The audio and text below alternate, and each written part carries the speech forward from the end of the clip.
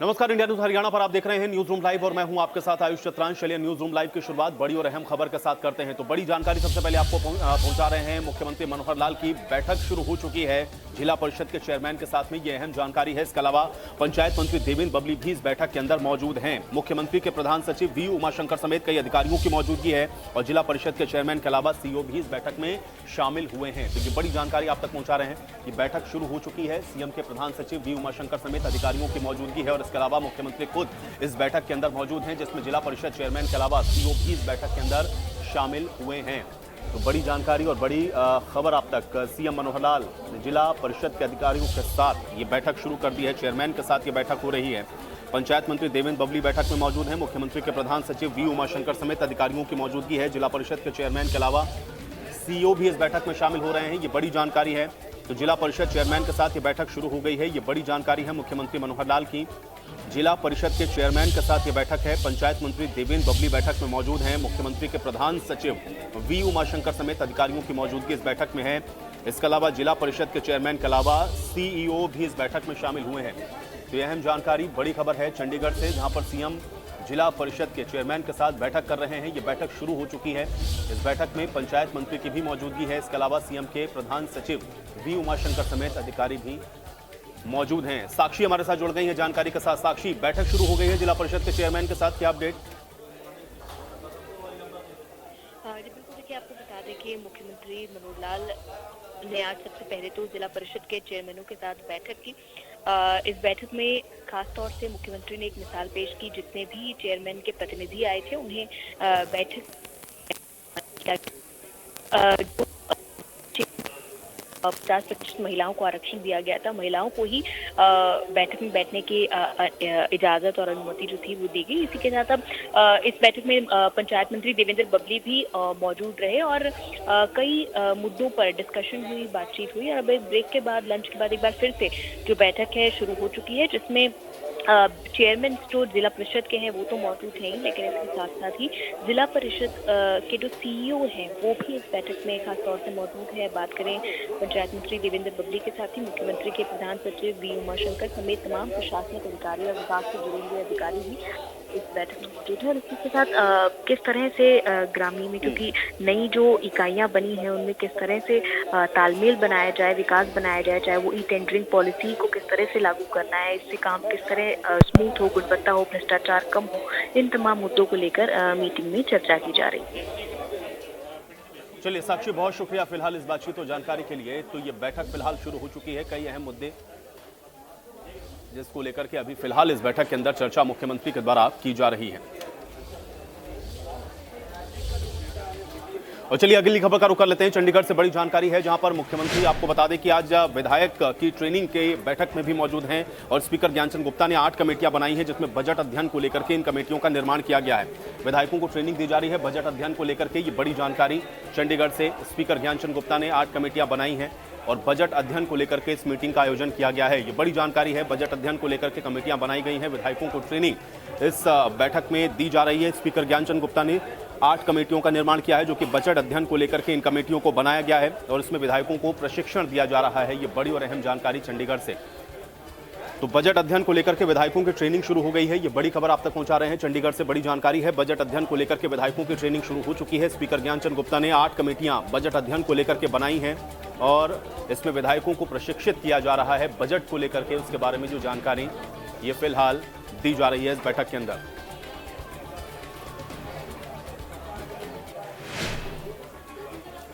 तो वहीं e tendering की व्यवस्था को लेकर के हरियाणा के शिक्षा और पर्यावरण वन मंत्री कंवरपाल गुर्जर ने बयान दिया है, जिसमें उन्होंने ये कहा है कि ये ई टेंडरिंग की व्यवस्था पूरी तरह से सरपंचों के हक में है। हालांकि उन्होंने ये जरूर कहा कि कुछ नेता और कुछ अधिकारी इन सरपंचों को भड़काने का और बहलाने का काम कर रहे हैं। नहीं, देखिए, सरपंच में जो ई टेंडरिंग है, मैंने अपने हल्के में एक मीटिंग की और मैंने अपनी बात रखने के बाद उनसे कहा था कि भाई ये बात किसी का भी कोई प्रश्न हो तो वो पूछ सका मेरे, मतलब आपको क्या प्रॉब्लम है बता।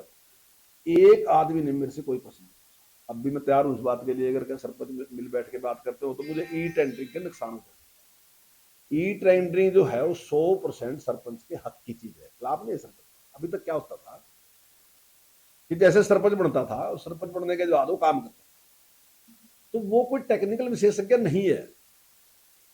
उस बेचारे ने काम करा दिया, उसने दिन टाइम भी लगाया, सारा कुछ करा, काम भी करा, सब कुछ करा, लेकिन अगर काम में कोई भी खामी रहेगी तो जिम्मेदार कौन है? सरपंच। और आपने ऐसे सरपंच भी देखे होंगे जिन्होंने अपनी टर्म पूरी कर ली, उसके बाद भी 4-4, 5-5 साल तक वो मुकदमे भुगतते रहे बेचारे। तो हमारा मानना यह है कि जो आदमी उसका जानकार है वही जिम्मेदार होना चाहिए ना। तो हमने क्या कि टी टेंडरिंग शुरू करके हमने क्या कर दिया कि सरपंच ही योजना बनाएगा, कौन सी गली बनेगी, कौन सी नाली बनेगी, या कम्युनिटी हॉल बनाएगा, जो भी बनाएगा गांव में कुछ भी, उसका निर्णय कौन लेगा? सरपंच। उसकी देख रेख भाल कौन कराएगा? सरपंच। लेकिन अगर इंक्वायरी होगी तो इंक्वायरी ठेकेदार की होगी, अगर इंक्वायरी होगी तो जेई की होगी, इंक्वायरी होगी तो एसडीओ की होगी, इंक्वायरी होगी तो सेक्रेटरी की होगी, उसकी कोई जिम्मेदारी नहीं है। वो केवल देखने के वास्ते कौन होना चुना कि इसकी देखरेख में विकास होगा, स्वयं नहीं करागा, इसके लिए लोगों ने चुना, लोगों ने इसलिए चुना कि ये। अब ऐसे तो वो सरपंच ही फंस गए। अब ये उल्टी बात कह रहे, जोड़ सी बात कह रहे, मतलब सरपंच का तो इसमें बचाव हुआ। तो वहीं शिक्षा नीति को लेकर के भी कंवरपाल गुर्जर ने बयान दिया, जिसमें उन्होंने ये कहा है कि अब पहली कक्षा में 6 साल के बच्चों को ही दाखिला मिलेगा, 3 साल तक के बच्चों को अब आपको प्ले स्कूल में दाखिल करवाना होगा। देखिए, इसमें सरकार ने अभी एक निर्णय लिया कि जो पहली क्लास का एडमिशन है वो 6 साल का होगा बच्चे का। तो पूरे देश का निर्णय है, कोई केवल हरियाणा का निर्णय नहीं है, पूरे देश का निर्णय है कि 6 साल का। जब हम छोटे थे तब हमारे टाइम में भी 6 साल में एडमिशन होता था। अब सरकार ने एक नया जो नेशनल एजुकेशन पॉलिसी आई, उसमें ये है कि 3 साल का बच्चा जो है उसका दिमाग पूरा डेवलप हो जाता है। तो उसके लिए मैंने प्ले स्कूल शुरू कर दिए। पिछली बार भी 4000 का मैंने किया था, 4000 का अगली बार मैंने टारगेट रखा। तो पहले जो क्रैच वगैरह होते थे तो संपन्न लोग तो अपने बच्चों को भेजते थे, लेकिन आम आदमी की बस की तो बात थी नहीं। लेकिन अब सरकार ने सरकारी स्कूलों में भी इसको शुरू कर दिया, और मैं समझता हूँ उससे काफ़ी लाभ जो है वो आम आदमी को। तो वहीं शिक्षा मंत्री कंवरपाल गुर्जर के द्वारा दिल्ली के स्कूलों को आम आदमी पार्टी के द्वारा हरियाणा के स्कूलों से बेहतर बताए जाने को लेकर के भी शिक्षा मंत्री ने बयान दिया, जिसमें उन्होंने ये कहा कि करोड़ों रुपए आम आदमी पार्टी सिर्फ इस प्रचार में खर्च करती है, जबकि सच ये है कि हरियाणा के स्कूलों की स्थिति आम आदमी पार्टी शासित दिल्ली के स्कूलों से कहीं ज्यादा बेहतर है। अभी ये है कि रोज एडवर्टाइज, अगर एक झूठ सारा दिन बोलते ही रहो, आप 10 अखबार उठाओ और 10 के 10 अखबार में आप देखो उन्हीं की बात है। यानी कि रोज आना वो करोड़ों रुपए खर्चते हैं एक झूठ के लिए। आप अभी 10 अखबार मंगा लो, जोड़ से 10 अखबार मंगाओगे ना, फ्रंट में देख लो किसकी एडवर्टाइज है। तो एक ही तरीका है कि एक झूठ को बार बार बोलते रहो। देखिए, इस बात का फैसला कोई तीसरा आदमी करेगा। अगर मेरा और आपका मुकाबला हो तो आप तो कहोगे आप अच्छे हैं, मैं कहूँगा मैं अच्छा हूँ, पर तीसरा आदमी जो बैठा है वो बताएगा कौन सा अच्छा है कौन सा अच्छा नहीं है। तो जो सर्वे अब तक के, जो सर्वे में आज तक दिल्ली 10वें नंबर पर भी नहीं आया, तो नंबर 1 तो आने की बात ही छोड़ दो कि नंबर 1 कहाँ है। लेकिन वो कह रहे कि हमारी एजुकेशन पॉलिसी सबसे बढ़िया है, हमारी एजुकेशन पॉलिसी बढ़िया। अरे थारी बढ़िया है, कहीं तो बढ़िया आवागी, कहीं तो नंबर बढ़ना चाहिए, तो सर्वे में तो कहीं आना चाहिए। आने जाने वाला नहीं है, आने जाने का स्टार्ट नहीं हुआ है। तो वहीं आपको बता दें कि राजस्थान सरकार के द्वारा पुलवामा हमले के शहीद विधवाओं के साथ गलत व्यवहार किए जाने को लेकर के भी अनिल विज की तरफ से बयान दिया गया है, जिसमें उन्होंने कहा है कि कांग्रेस को यह पढ़ाया जाता है कि शहीदों का अपमान करो। उन्होंने विपक्ष के नेताओं के द्वारा सिसोदिया की गिरफ्तारी को लेकर के भी पीएम मोदी को लिखे गए पत्र पर तंज कसा। उन्होंने कहा कि यह सब सीबीआई पर दबाव बनाने की कोशिश है। वो यही नहीं रुके, कर्नाटक में अरविंद केजरीवाल के द्वारा वोट के लिए दिए जा रहे प्रलोभन पर भी उन्होंने बयान दिया कि केजरीवाल की हैसियत अब सब लोग जान चुके हैं और किसी भी तरह से लोग इनकी बातों में अब आने वाले नहीं। कि शहीदों का अपमान करो, जो सैनिक सेना पर डटे हुए हैं, जो इतने माइनस टेम्परेचर में काम कर रहे हैं, उनको अपमानित करो। अगर वो कोई सफलता हासिल करते हैं तो उसको प्रश्न चिन्ह लगाओ, उसको उनकी जो ब्रेवरी है, उनकी जो बहादुरता है, जो उन्होंने सर धड़ की बाजी लगाकर काम किया है, उसके लिए सबूत मांगो। कांग्रेस तो अब का तो किरदार यही है, ये तरह तरह के तरीके अपना रहे हैं सीबीआई पर दबाव डालने के, कि सीबीआई पर किसी तरह से दबाव डाला जाए। कभी जुलूस निकालते हैं, कभी धरने देते हैं, कभी नारे देते हैं। अब सीबीआई तो किसी से डरने वाली है नहीं। सीबीआई देश की सर्वोच्च इन्वेस्टिगेटिंग संस्था है। ये सारे उस पर दबाव डालने के हथकंडे हैं कि किसी तरह से सीबीआई दब जाए, केस को ख़त्म कर दे और हम बाहर आ जाए। तो वहीं आपको बता दें कांग्रेस के प्रदेश अध्यक्ष उदयभान ने इनेलो की परिवर्तन पदयात्रा को लेकर के भी बयान दिया, जिसमें उन्होंने कहा कि पहले इनेलो को अपने अंदर परिवर्तन करना चाहिए, उसके बाद लोगों के बीच में जाना चाहिए। 2024 में इनेलो 0 पर आउट होगी क्योंकि इनेलो का अस्तित्व खत्म हो चुका है। इनेलो की जो विश्वसनीयता है वो पूरी तरह से खत्म हो चुकी है। अभय चौटाला का ये आए घूम फिर के अपने चले जाएंगे, बाकी जनता पर इसका कोई असर नहीं। तो क्या कहेंगे इसके बारे में, जैसे वो कह रहे हैं कि 2024 में इनेलो की सरकार बनेगी और जरूर परिवर्तन लाएंगे इस यात्रा से? 2024 में 0 पर आउट होंगे। एक सीट आ गई है अभय चौटाला की, हो सकता है 2024 में एक मिले। तो वहीं आपको बता दें कि ई टेंडरिंग को लेकर के राज्यसभा सांसद जांगड़ा की तरफ से बयान दिया गया है। रामचंद्र जांगड़ा ने कहा है कि ई टेंडरिंग प्रणाली सरपंचों के हित में है और जो सरपंच ईमानदार हैं ये उनके सम्मान की भी बात है, क्योंकि उनके ऊपर किसी भी तरह के भ्रष्टाचार के आरोप इस नई व्यवस्था के लागू होने के बाद नहीं लगेंगे। ये अगर विषय सरपंच अच्छी तरह से समझ लें तो ये सरपंचों के हक में है। 25 लाख तक के काम करने की मंजूरी की जो ताकत है वो पंचायत लेवल पर ही कर दी गई है। वीडियो लेवल के ऊपर, ब्लॉक स्तर के ऊपर 25 लाख तक का काम मंजूर हो जाएगा। उसके लिए फाइल डीसी या ऊपर डायरेक्टर पंचायत के पास नहीं जाएगी। उसके बाद 2 लाख रुपए तक का अगर कोई छोटा मोटा काम करना है तो कोई भी कोटेशन आधार पर सरपंच कर सकता है। लेकिन जो 2 लाख से ऊपर का काम जो हमने पोर्टल के माध्यम से व्यवस्था करवाई है, पिछली सरकारों में क्या होता रहा, ये तो सरपंच के हित में है। जब वो पोर्टल के माध्यम से काम करवाएगा, ना उसकी कोई आरटीआई लगाएगा, ना उसकी कोई इंक्वायरी करवाएगा, काम ट्रांसपेरेंट होगा, उसको डरने की जरूरत ही नहीं। लेकिन पहले क्या होता था, एक ही गली 10 बार बन गई, रिकॉर्ड कोई होता ही नहीं था, जो आया उसी ने पाड़ के उसको बनी हुई दिखा दिया। अब ये काम नहीं चलेगा, ट्रांसपेरेंसी होगी। जो सरपंच इस सिस्टम को समझ जाएंगे, जो ईमानदारी से काम करेंगे, उनके हित में है ये, उनके विरोध। तो वहीं आपको बता दें कि ओपीएस को लेकर के भी राज्यसभा सांसद रामचंद्र जांगड़ा का बयान सामने आया, जिसमें उन्होंने कहा कि ओपीएस एक बजट के ऊपर बड़े बोझ के तौर पर है और हर चीज की एक सीमा होती है, इसलिए ओपीएस को लागू करना किसी भी तरह से राज्य सरकार के हित में नहीं। आज जमाना है ढांचागत विकास का, और हरियाणा में कोई ऐसी बात नहीं है कि आदमी पूरी उम्र नौकरी करने के बाद अपने बच्चों को और अपने घर को और परिवार को सेटल ना कर सकता हो। आराम से वो रोटी खा सकता है। लेकिन पेंशन का इतना बड़ा बोझ अगर बजट के ऊपर हो जाएगा तो एक पहला ऐसा प्रदेश है जो सबसे ज़्यादा बुढ़ापा पेंशन दे रहा है।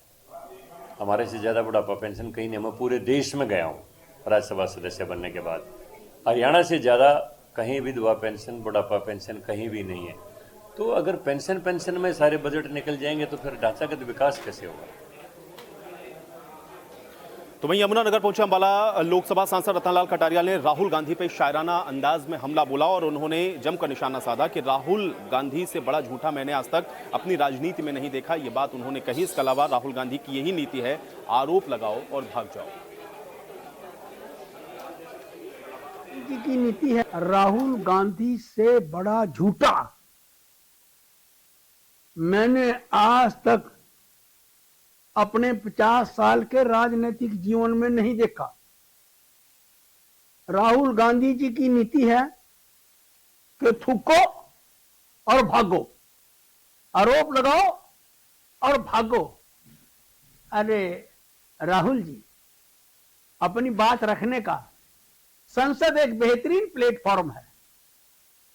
वहां पर तो बोलते नहीं, वहां पर तो सामना नहीं करते, और बाहर गलियों में कभी यात्रा के बहाने, कभी दर्शन के बहाने हमारी पार्टी पर, हमारे नेतृत्व के ऊपर आप घटिया किस्म की बयानबाजी करते हैं। राहुल गांधी से बड़ा झूठा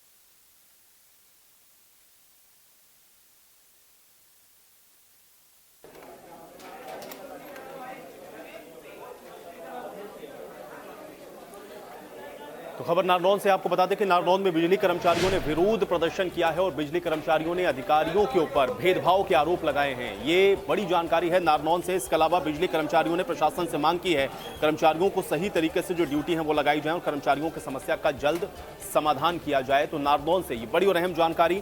बिजली कर्मचारियों ने विरोध प्रदर्शन नारनौल में किया है। प्रशासन के खिलाफ जमकर नारेबाजी हुई है। कर्मचारियों ने अधिकारियों पर भेदभाव के आरोप लगाए हैं और प्रशासन से ये मांग की है कि सही तरीके से जो ड्यूटी है वो कर्मचारियों की लगाई जानी चाहिए, कर्मचारियों की समस्या का जल्द समाधान किया जाए। इसको कहते हुए यह विरोध प्रदर्शन बिजली कर्मचारियों ने किया। आज हमारी गेट मीटिंग के द्वारा विरोध प्रदर्शन का पहला दिन है। उपमंडल अधिकारी द्वारा बार बार कर्मचारियों की प्रताड़ना और संगठन द्वारा बार बार वार्ता करने के बाद भी उपमंडल अधिकारी के कानों पर जू नहीं रेंग रही है। यहाँ फील्ड में कर्मचारियों का आवंटन वर्कलोड के हिसाब से न करके अपनी मनमर्जी से कर्मचारियों को लगाया जा रहा है। इसी प्रकार एरिया जो इंचार्जों को वितरित किया गया है। एक जेई के पास 2-3 गांव दे रखे हैं, एक के पास 10-10, 20-20 गांव दे रखे हैं। तो वर्कलोड के हिसाब से एक तो एरिया बांटा जाए, दूसरा जो रिक्त सेंटर हैं जैसे छोटी गोद बड़ी गोद में 2 गाँव में एक कर्मचारी कार्यरत है, कापड़ों में एक कर्मचारी कार्यरत है, मोठ गाँव में भी एक कर्मचारी है।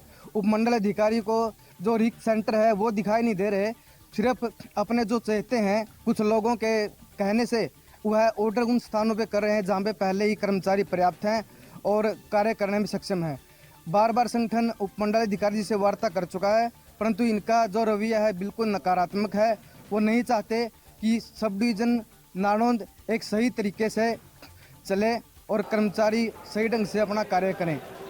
कर्मचारी आज उनके इस नकारात्मक दृष्टिकोण से खपा हैं और विरोध प्रदर्शन कर। और चलिए इसी के साथ एक बड़ी खबर का रुख कर लेते हैं। चंडीगढ़ से बड़ी जानकारी आप तक पहुंचा रहे हैं। कांग्रेस विधायक दल की बैठक जारी है। भूपेंद्र हुड्डा की अध्यक्षता में यह बैठक हो रही है। ये बड़ी और अहम जानकारी आप तक पहुंचा रहे हैं। तो बड़ी खबर है, कांग्रेस विधायक दल की बैठक जारी है। ये बड़ी जानकारी चंडीगढ़ से। और इस बैठक में भूपेंद्र हुड्डा की मौजूदगी है। कई मुद्दों को लेकर के इस बैठक के अंदर चर्चा की जा रही है। ये बड़ी जानकारी, भूपेंद्र सिंह हुड्डा की अध्यक्षता में ये बैठक शुरू हो गई है। विधानसभा में उठाए जाने वाले मुद्दों को लेकर के इस बैठक के अंदर चर्चा की जा रही है। बैठक के बाद राज्यपाल को कांग्रेस के नेता ज्ञापन भी सौंपने के लिए जाएंगे। तो ये बड़ी जानकारी है। इसमें ई टेंडरिंग समेत कई ऐसे मुद्दे हैं जिसको लेकर के ज्ञापन राज्यपाल को सौंपा जाएगा। ये बड़ी जानकारी है। तो विधायक दल की बैठक है, कांग्रेस विधायक दल की यह बैठक अभी फिलहाल जारी है। ये बड़ी जानकारी है। चंडीगढ़ से कांग्रेस विधायक दल की बैठक जारी है। भूपेंद्र सिंह हुड्डा की अध्यक्षता में ये बैठक हो रही है और इस बैठक के अंदर विधानसभा के अंदर उठाए जाने वाले मुद्दे हैं, इनको लेकर के चर्चा की जा रही है। ये बड़ी जानकारी है। इसके बाद ये जब बैठक समाप्त होगी तब राज्यपाल को ज्ञापन सौंपने के लिए भी कांग्रेस के नेता जाएंगे। इसमें ई टेंडरिंग समेत कई ऐसे मुद्दे हैं जिसको लेकर के ज्ञापन कांग्रेस के विधायक दल के द्वारा सौंपा जाना है। तो ये बैठक शुरू हो गई है कांग्रेस विधायक दल की, जो कि बैठक अभी जारी है। भूपेंद्र हुड्डा इस बैठक की अध्यक्षता कर रहे हैं। विधानसभा के अंदर उठाए जाने वाले मुद्दों को लेकर के इस बैठक के अंदर चर्चा की जा रही है। इसके अलावा विधानसभा के अंदर जो मुद्दे उठाए जाने हैं जिसमें ही टेंडरिंग समेत कई ऐसे अहम विषय हैं, इसको लेकर के राज्यपाल को ज्ञापन भी इसके बाद सौंपा जाएगा। तो बड़ी जानकारी है। अभी बैठक की समाप्ति के बाद राज्यपाल से मुलाकात होगी, ज्ञापन सौंपा जाएगा। विधायक दल की बैठक के अंदर विधानसभा के अंदर उठाए जाने वाले मुद्दों को लेकर के चर्चा की जा रही है। ये बैठक अभी फिलहाल जारी है। ये बड़ी जानकारी आप तक पहुंचा रहे हैं। तो भूपेंद्र सिंह हुड्डा की अध्यक्षता में कांग्रेस विधायक दल की ये बैठक जारी है। ये बड़ी जानकारी है। विधानसभा में उठाए जाने वाले मुद्दों को लेकर के चर्चा इस बैठक में की जा रही है।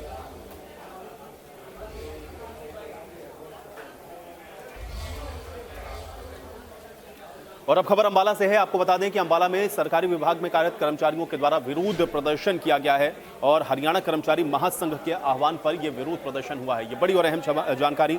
इसमें पुरानी पेंशन स्कीम समेत कई मांगों को लेकर के प्रदर्शन किया गया है। मंडल कमिश्नर कार्यालय में मुख्यमंत्री के नाम एक ज्ञापन भी सौंपा गया है और मांगे पूरी नहीं होने पर आंदोलन की चेतावनी भी दी गई है। तो ये अंबाला से बड़ी जानकारी है। सरकारी विभाग के कर्मचारियों ने आज विरोध प्रदर्शन किया है। इसमें हरियाणा कर्मचारी महासंघ के आह्वान पर आज ये विरोध प्रदर्शन हुआ है। इसमें पुरानी पेंशन स्कीम समेत कई ऐसी मांगे हैं जिनको लेकर के कर्मचारियों ने विरोध प्रदर्शन किया है। मंडल कमिश्नर कार्यालय में मुख्यमंत्री के नाम एक ज्ञापन भी सौंपा गया है और चेतावनी दी गई है कि अगर मांगे पूरी नहीं हुई तो फिर एक बड़ा आंदोलन भी किया जाएगा।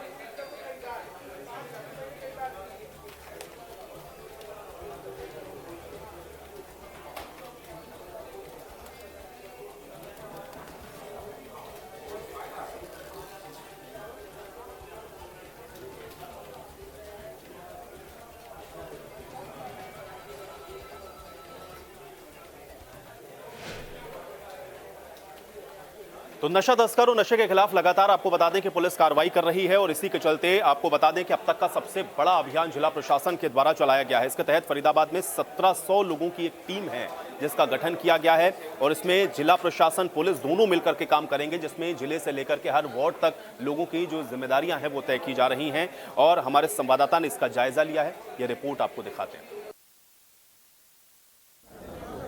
नशा तस्करों और नशे के खिलाफ में जिला प्रशासन की तरफ से अब तक का सबसे बड़ा अभियान चलाने की शुरुआत की जा रही है, क्योंकि लगातार फरीदाबाद में भी नशे के कई मामले सामने आते रहते हैं और आज एक संगोष्ठी का भी आयोजन किया गया है। तमाम लोग इसमें शामिल हुए हैं, पुलिस के साथ साथ में चाहे आशा वर्कर हों, ANM हो, सभी को यहाँ बुलाया गया था। किस तरह से नशे पर लगाम लगाई जाएगी, हमारे साथ में DCP हेडक्वार्टर हैं और AD से अपराजिता हैं, उनसे बात कर लेते हैं। सर, तमाम तैयारियों को लेकर संगोष्ठी भी की गई है, किस तरह से नशे को रोकने का काम करेंगे?